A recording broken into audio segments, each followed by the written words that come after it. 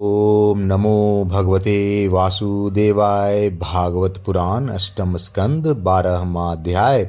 मोहिनी रूप को देखकर महादेव जी का मोहित होना।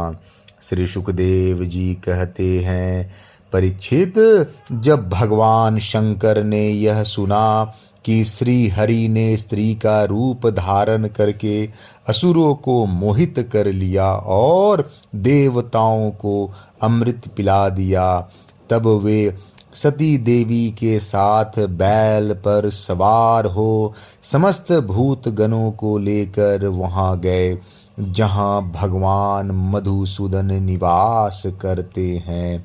भगवान श्री हरि ने बड़े प्रेम से गौरी शंकर भगवान का स्वागत सत्कार किया।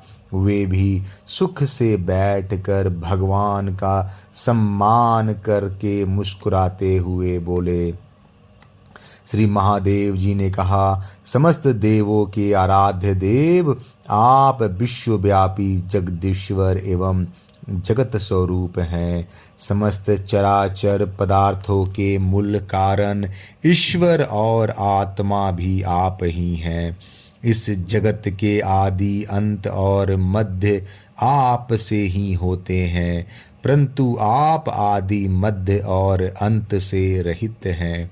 आपके अविनाशी स्वरूप में दृष्टा, दृश्य, भोक्ता और भोग का भेदभाव नहीं है। वास्तव में आप सत्य चिन्ह मात्र ब्रह्म ही हैं। कल्याणकामी महात्मा लोग इस लोक और परलोक दोनों की आसक्ति एवं समस्त कामनाओं का परित्याग करके आपके चरण कमलों का ही आराधना करते हैं। आप अमृत स्वरूप, समस्त प्राकृत गुणों से रहित, शोक की छाया से भी दूर स्वयं परिपूर्ण ब्रह्म हैं। आप केवल आनंद स्वरूप हैं। आप निर्विकार हैं। आपसे भिन्न कुछ नहीं है, परंतु आप सबसे भिन्न हैं। आप विश्व की उत्पत्ति, स्थिति और प्रलय के परम कारण हैं। आप समस्त जीवों के शुभाशुभ कर्म का फल देने वाले स्वामी हैं, परंतु यह बात भी जीवों की अपेक्षा से कही जाती है। वास्तव में आप सबकी अपेक्षा से रहित अनपेक्ष हैं। स्वामिन, कार्य और कारण, द्वैत और अद्वैत, जो कुछ है वह सब एकमात्र आप ही हैं। ठीक वैसे ही जैसे आभूषणों के रूप में स्थित स्वर्ण और मूल स्वर्ण में कोई अंतर नहीं है, दोनों एक ही वस्तु है। लोगों ने आपके वास्तविक स्वरूप को न जानने के कारण आप में नाना प्रकार के भेदभाव और विकल्पों की कल्पना कर रही है। यही कारण है कि आप में किसी प्रकार की उपाधि न होने पर भी गुणों को लेकर भेद की प्रतीति होती है। प्रभु, कोई कोई आपको ब्रह्म समझते हैं तो दूसरे आपको धर्म कहकर वर्णन करते हैं। इस प्रकार कोई आपको प्रकृति और पुरुष से परे परमेश्वर मानते हैं तो कोई विमला, उत्कर्षणी, ज्ञाना, क्रिया, योगा, प्रही, सत्या, ईशाना और अनुग्रह, इन 9 शक्तियों से युक्त परम पुरुष तथा दूसरे कलेश, कर्म आदि के बंधन से रहित, पूर्वजों के भी पूर्वज, अविनाशी पुरुष विशेष के रूप में मानते हैं। प्रभु, मैं ब्रह्मा और मरीचि आदि ऋषि जो सत्वगुण की सृष्टि के अंतर्गत हैं, जब आपकी बनाई हुई सृष्टि का भी रहस्य नहीं जान पाते, तब आपको तो जान ही कैसे सकते हैं। फिर जिनका चित्त माया ने अपने वश में कर रखा है और जो सर्वदा रजोगुनी और तमोगुनी कर्मों में लगे रहते हैं, वे असुर और मनुष्य आदि तो भला जानेंगे ही क्या। प्रभु, आप सर्वात्मक एवं ज्ञान स्वरूप हैं, इसलिए वायु के समान आकाश में अदृश्य रहकर भी आप संपूर्ण चराचर जगत में सदा सर्वदा विद्यमान रहते हैं तथा इसकी चेष्टा, स्थिति, जन्म, नाश, प्राणियों के कर्म एवं संसार के बंधन, मोक्ष सभी को जानते हैं। प्रभु, आप जब गुणों को स्वीकार करके लीला करने के लिए बहुत से अवतार ग्रहण करते हैं, तब मैं उनका दर्शन करता ही हूँ। अब मैं आपके उस अवतार का भी दर्शन करना चाहता हूँ जो आपने स्त्री रूप में ग्रहण किया था, जिससे दैत्यों को मोहित करके आपने देवताओं को अमृत पिलाया। स्वामीन, उसी को देखने के लिए हम सब आए हैं। हमारे मन में उसके दर्शन का बड़ा कौतूहल है। श्री सुखदेव जी कहते हैं, जब भगवान शंकर ने विष्णु भगवान से यह प्रार्थना की, तब वे गंभीर भाव से हंसकर शंकर जी से बोले। श्री विष्णु भगवान ने कहा, शंकर जी, उस समय अमृत का कलश दैत्यों के हाथ में चला गया था, अतः देवताओं का काम बनाने के लिए और दैत्यों का मन एक नए कौतूहल की ओर खींच लेने के लिए ही मैंने वह स्त्री रूप धारण किया था। देव शिरोमणे, आप उसे देखना चाहते हैं, इसलिए मैं आपको वह रूप दिखाऊंगा। परंतु वह रूप तो कामी पुरुषों का ही आदरणीय है, क्योंकि वह काम भाव को उत्तेजित करने वाला है। श्री सुखदेव जी कहते हैं, इस तरह कहते कहते विष्णु भगवान वहीं अंतर्धान हो गए और भगवान शंकर सती देवी के साथ चारों ओर दृष्टि दौड़ाते हुए वहीं बैठे रहे। इतने में ही उन्होंने देखा कि सामने एक बड़ा सुंदर उपवन है। उसमें भांति भांति के वृक्ष लग रहे हैं, जो रंग बिरंगे फूल और लाल लाल कपोलों से भरे पूरे हैं। उन्होंने यह भी देखा कि उस उपवन में एक सुंदरी स्त्री गेंद उछाल उछाल कर खेल रही है। वह बड़ी ही सुंदर साड़ी पहने हुए है और उसके कमर में कमरधनी की लड़ियां लटक रही है। गेंद के उछालने और लपक कर पकड़ने से उसके स्तन और उस पर पड़े हुए हार हिल रहे हैं। ऐसा जान पड़ता था मानो इनके भार से उसकी पतली कमर पग पग पर टूटते टूटते बच जाती है। वह अपने लाल लाल पल्लवों के समान सुकुमार चरणों से बड़ी कला के साथ ठुमक ठुमक चल रही थी। उछलता हुआ गेंद जब इधर उधर छलक जाता था, तब वह लपक कर उसे रोक लेती थी। इससे उसकी बड़ी बड़ी चंचल आंखें कुछ उद्विग्न सी हो रही थी। उसके कपोलों पर कानों के कुंडलों की आभा जगमगा रही थी और घुंघराली काली काली अलकें उन पर लटक आती थी, जिससे मुख और भी उल्लासित से हो रहे थे। जब कभी साड़ी सरक जाती और केशों की वेनी खुलने लगती, तब अपने अत्यंत सुकुमार बाएं हाथ से वह उन्हें संवार लिया करती। उस समय भी वह दाहिने हाथ से गेंद उछाल उछाल कर सारे जगत को अपनी माया से मोहित कर रही थी।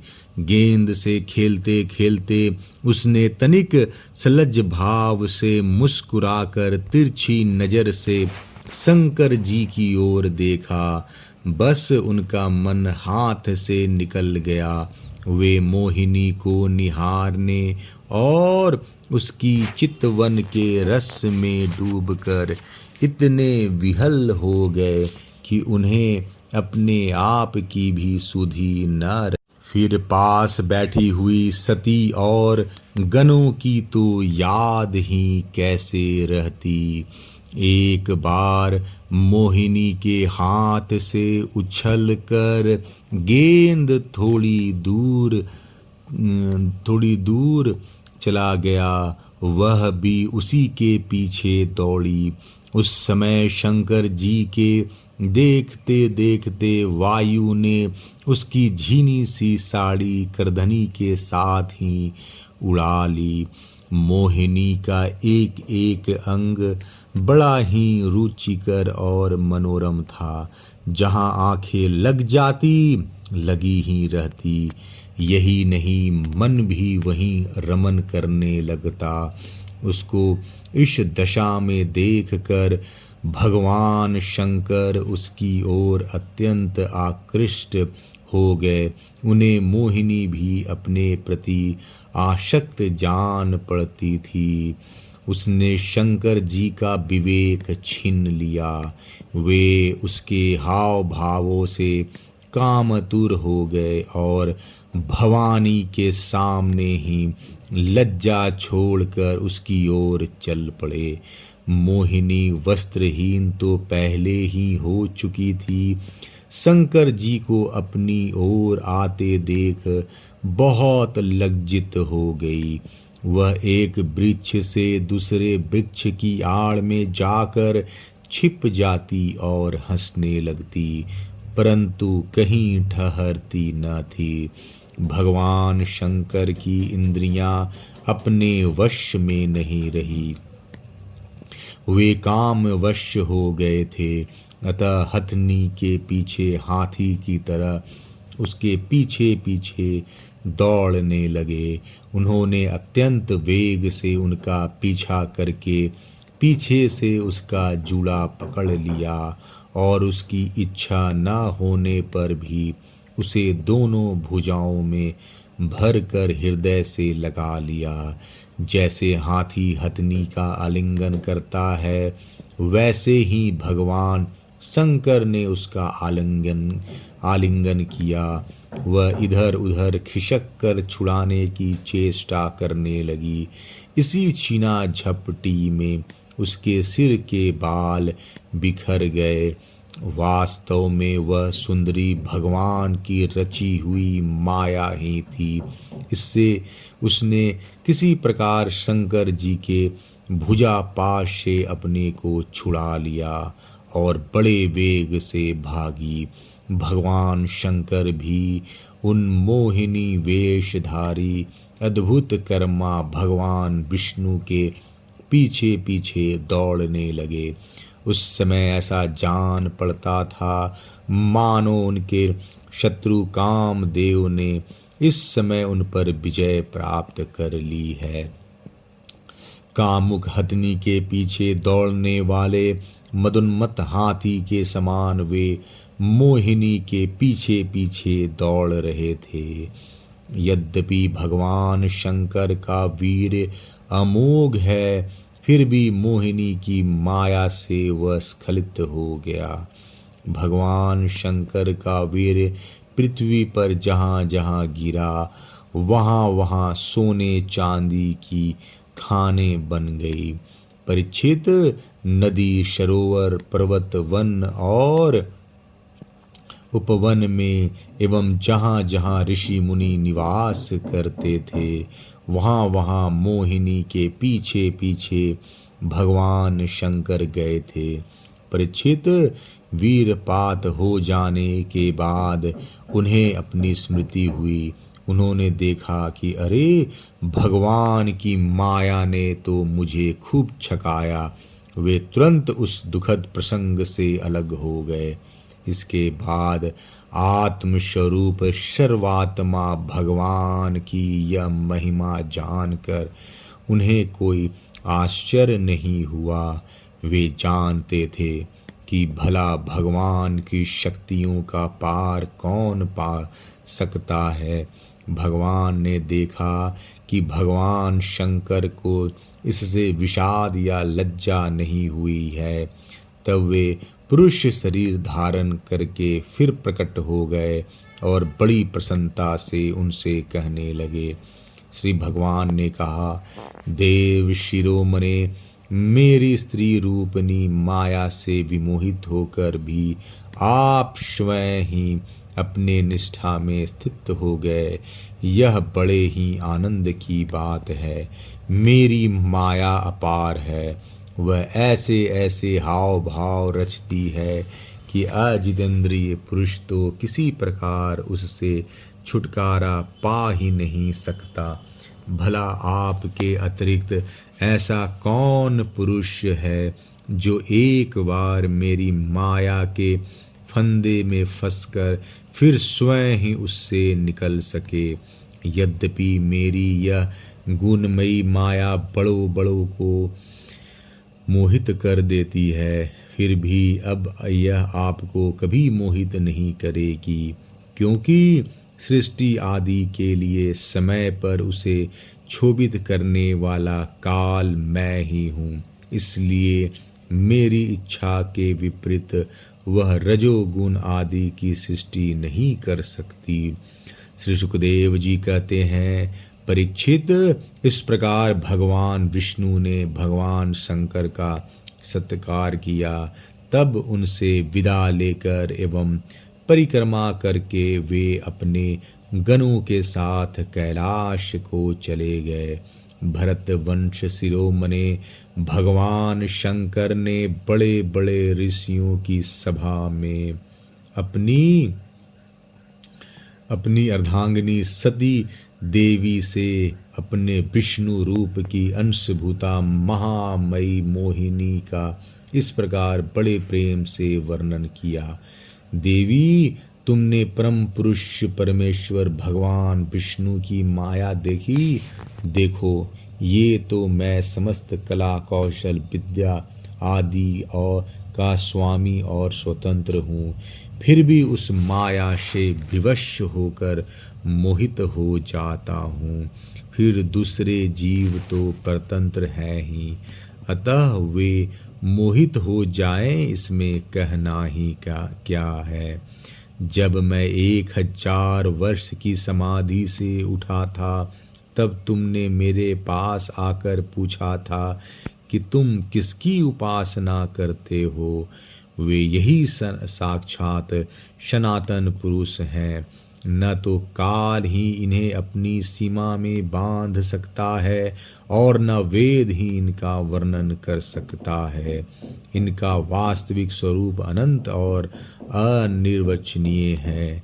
श्री सुखदेव जी कहते हैं, प्रिय परीक्षित, मैंने विष्णु भगवान की यह ऐश्वर्यपूर्ण लीला तुमको सुनाई, जिससे समुद्र मंथन के समय अपनी पीठ पर मंद्राचल धारण करने वाले भगवान का वर्णन है। जो पुरुष बार बार इसका कीर्तन और श्रवण करता है, उसका उद्योग कभी और कहीं निष्फल नहीं होता, क्योंकि पवित्र कीर्ति भगवान के गुण और लीलाओं का गान संसार के समस्त कलेश और परिश्रम को मिटा देने वाला है। दुष्ट पुरुषों को भगवान के चरण कमलों की प्राप्ति कभी नहीं हो सकती। वे तो भक्ति भाव से युक्त पुरुष को ही प्राप्त होते हैं। इसी से उन्होंने स्त्री का महामाय रूप धारण करके दैत्यों को मोहित किया और अपने चरण कमलों के शरणागत देवताओं को समुद्र मंथन से निकले हुए अमृत का पान कराया। केवल उन्हीं की बात नहीं, चाहे जो भी उनके चरणों की शरण ग्रहण करे वे उसकी समस्त कामनाएं पूर्ण कर देते हैं। मैं उन प्रभु के चरण कमलों में नमस्कार करता हूँ। 12वां अध्याय समाप्त। जय श्री कृष्ण।